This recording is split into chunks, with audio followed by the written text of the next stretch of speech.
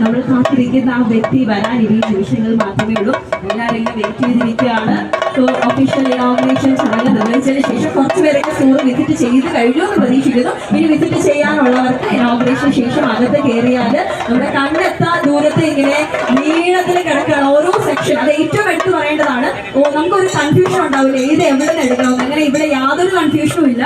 അപ്പോൾ നമുക്ക് ഓരോ റാക്കായിട്ട് സ്പെഷ്യലി അവിടെ മെൻഷൻ ചെയ്ത് വെച്ചിട്ടുണ്ട്. ഇത് പെറ്റ് കെയർ, ഇത് മദർ ആൻഡ് ബേബി കെയർ, ഇത് സ്കിൻ കെയർ. അതുകൊണ്ട് തന്നെ നമുക്ക് യാതൊരു കൺഫ്യൂഷനും ഇല്ല.